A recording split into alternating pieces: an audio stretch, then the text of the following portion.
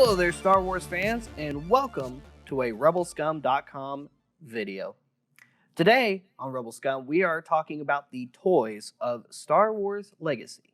Now, don't get that confused, all right? We're not talking about the Legacy Collection toy line in itself. While this is a collection of Star Wars Legacy toys, and they are in the Legacy Collection predominantly, I'm not specifically talking about the Legacy Collection in its entirety. A small portion of the Legacy Collection, which mostly is in the comic packs and one big multi-figure pack, is where the toys of Star Wars Legacy reside. And they're pretty good in quality. This is from a period in Hasbro's history, and long history I might add, of making action figures for fans of, well, all kinds of things for many, many years. And let's just say in the course of making Star Wars toys, this was them about 10 years or so in. The Legacy Collection was in, I think, around, it was like 2009-ish through 2010, somewhere around that era. And it kind of ended closer to the Disney owning Star Wars era, right around 2012 when Disney bought out Star Wars. In 2013 started a launch of all kinds of new toys. They went back to 5 POA. Some fans were upset about it. Other fans couldn't have cared less. And of course, the kids didn't really know the difference because they were just happy to have new Star Wars toys. But the Legacy Collection truly did mark an awesome era for Star Wars toys for fans of all ages, especially adult collectors. And why wouldn't they? As you can see here, the figures have awesome detail, really good face detail, multi to almost fully articulation on all of these figures, and they're all really, really close. They might be lacking some, if any. But all you could want, as much as you'd want to move them, you pretty much could, especially with the toys of Star Wars Legacy, and there was a good number of them. Not a ton. But of the small, now Legends Star Wars stories to get toys, they actually had a decent roster of figures and an even bigger roster of characters that didn't get toys. So we'll get to some of those here pretty soon while we do the course of this video. But for now, we're going to get into what we have right in front of us. And that is mostly comic packs, like I stated earlier, and a big multi-figure pack. And let's get right into the multi-figure pack before we even focus on the comic packs. And with that multi-figure pack, we've got the main character of it, Darth Malevel. Darth Malevel was one of Darth Krayt's main Sith. Darth Krayt instituted a big rule of Sith where he basically had a whole army, a whole order of Sith at his beck and call, much like the Jedi Order at its peak during the age of, well, what is definitely at that point the Old Republic, even though when you think Old Republic, you're probably thinking the Knights of the Old Republic era. But by that point in the timeline, it was considered the Old Republic itself as well. And Darth Malevel is a very cool figure. This figure features full articulation. He's got shoulder joints. He's got these awesome shoulder pads that hinge. He's got elbow joints, which can also do a full 360 here. He's got wrist joints.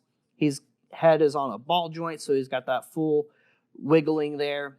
He's got a waist joint, hips, pull them out the stand, hips,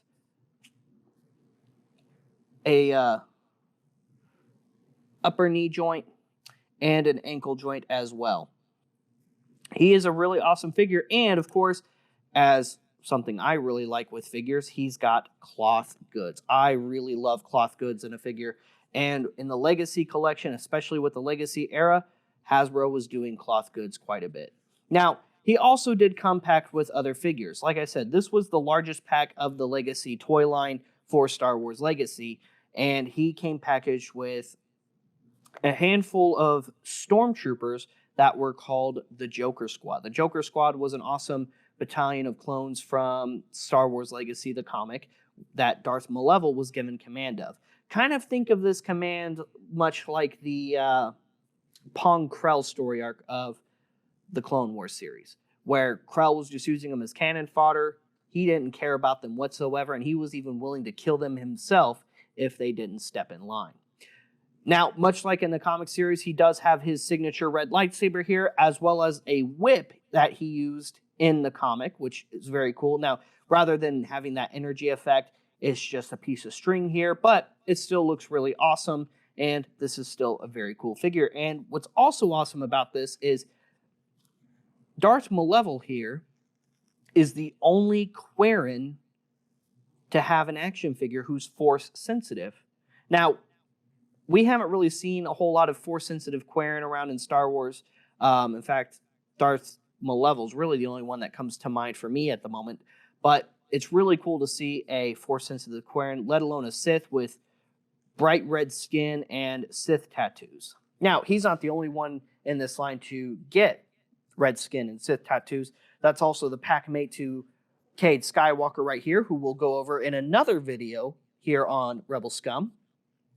But Cade Skywalker, he's the main antagonist of this series, so of course he gets a figure, as well as the main antagonist, Darth Krayt, who is so awesome. Of course you gotta have the main antagonist there. These figures are also fully articulated. There's 2 releases of Cade Skywalker. There's a day 1 release where he comes in his comic pack with Darth Talon, and there's a release right here, for example, he has no lightsaber.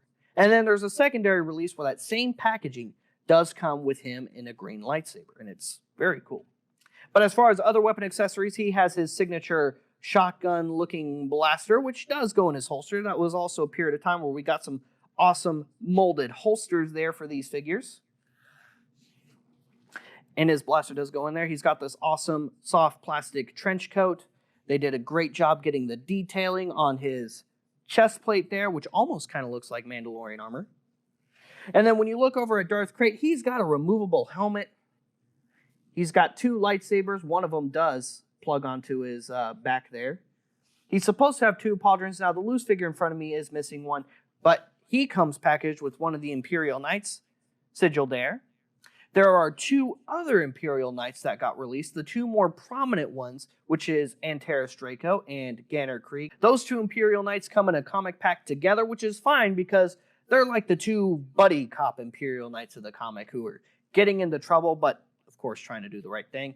And then there was even awesome online exclusives like this comic pack right here with the other hand of Darth Krayt, Darth Nil. So you had Darth Talon and Darth Nil, the 2 main right-hand Sith of Darth Krayt, the one Sith, the ruler of the one Sith. And you got Delia Blue, which was a romantic interest for Cade Skywalker. Now, as I mentioned earlier, there are other Star Wars characters from Star Wars Legacy that would have been fantastic to get action figures for. And while it's nice that we got the ones we did get, it's a shame we didn't get many more. Specifically, there's Cade Skywalker's best friend, Jariah Sin. Jariah Sin is the 3rd member of the Minot crew, which is Cade Skywalker's ship, and he didn't get a figure.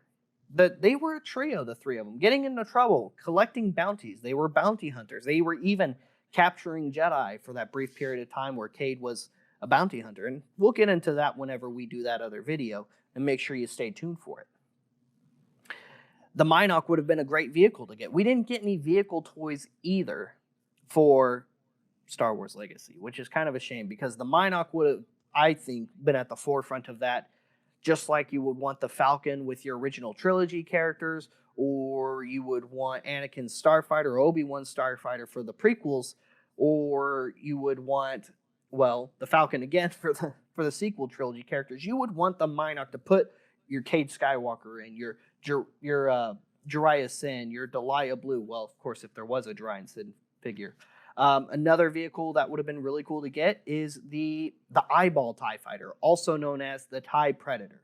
The TIE Predator was a cool little TIE Fighter where it was just the pod with a couple of fan blade wings that could move in various directions for better maneuverability, and it was part of the Empire's fleet in that era, which, again, this is like 100 years after the original trilogy. This is well after.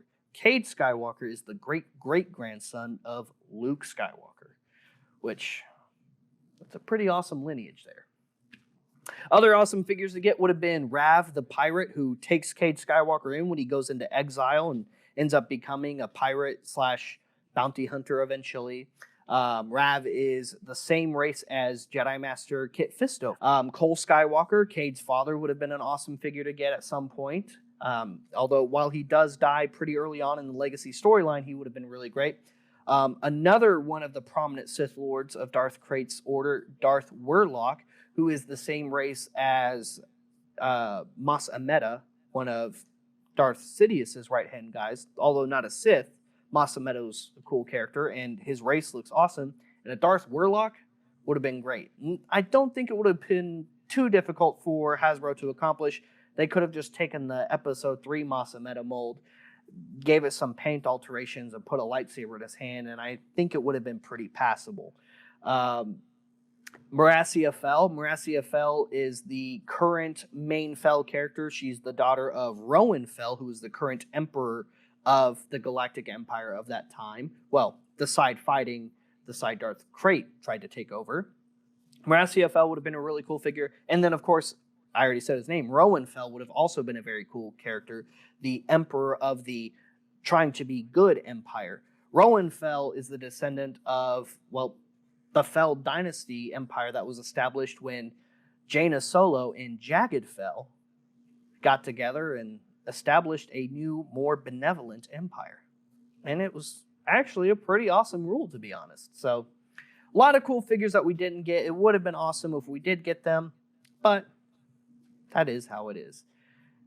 A lot of figures, looking back, especially for Legacy and Legends characters in general, well, a lot of that's in hindsight. And maybe one day Hasbro will get to these, and maybe we'll see some of these guys in canon. Maybe we'll see some comic packs, now that Black Series is even doing comic pack-like characters and doing Legends characters officially now.